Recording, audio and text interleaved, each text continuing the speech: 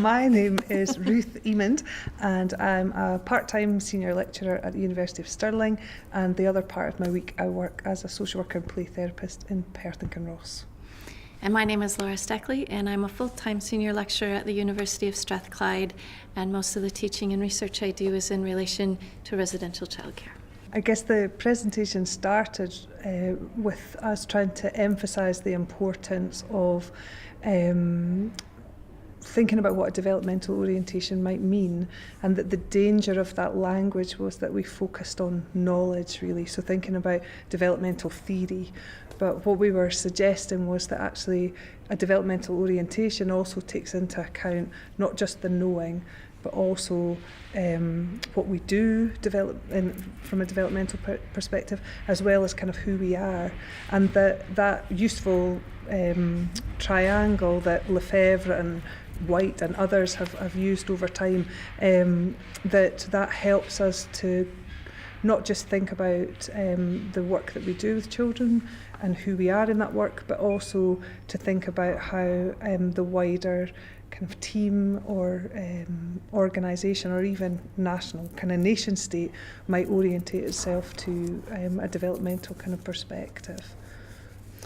One of the other key take-home kind of messages was, it isn't just like what we know about your development as a young child or young person, but really tuned into our own development and seeing what's going on as a dynamic that's influenced also by where we are developmentally. And Ruth did a very courageous thing and talked about her own fears around public speaking and what was going on for her at that moment, but then reframing it beautifully into understanding that developmentally. And so it wasn't just inviting the audience to kind of put the self into the frame in terms of developmental consideration, but she actually modeled it beautifully, which was fantastic. Okay.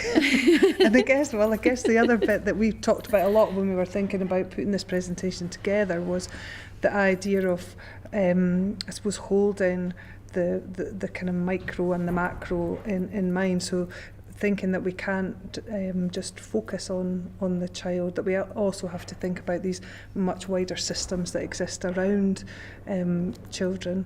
And I guess what came out of the questions at the end for me was really important in making that distinction between what is child-centred and what is child-focused. And I know we had that on the slide, but it was actually the question that I think really put that at the centre, that sometimes being child-centred doesn't necessarily mean that all our resource goes into working directly with the child, that actually we might be better to resource the carers, the direct carers who give children those everyday experiences, to really kind of shore them up. And I guess that links with some of the earlier presentations that emphasise the importance of stabilising children's experiences and trying to help them to remain in the care situation that they're in, so they're not having lots of disruption and change.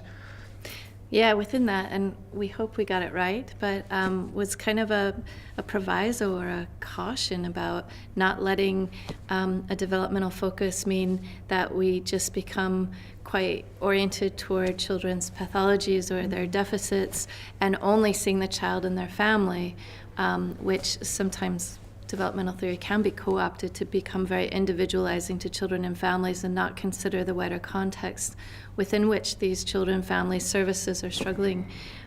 So there's that. And then Ruth mentioned the everyday, and I think that was another key message from the presentation, that while we do sometimes need to reach for experts, actually being expert at the everyday and the provision of experiences that enhance development within the everyday, within the minutiae, is actually where the magic of development happens, whether it's in the classroom or whether it's in the care environment. And that all then happens within the context of key relationships, but a wider network of relationships. Those experiences and opportunities must be considered within that backdrop of relationships. So the everyday, and not letting that kind of get sidelined for kind of expert knowledge and kind of fancy interventions or that sort of thing.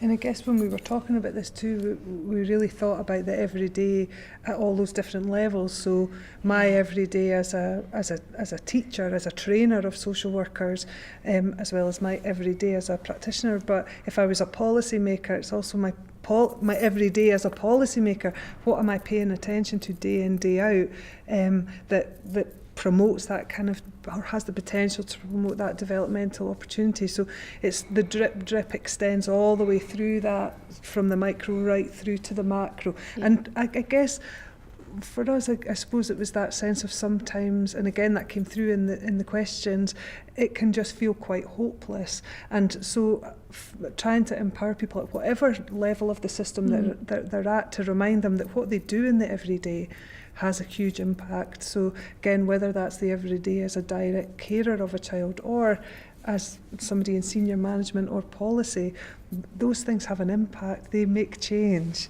or they have the capacity to make change.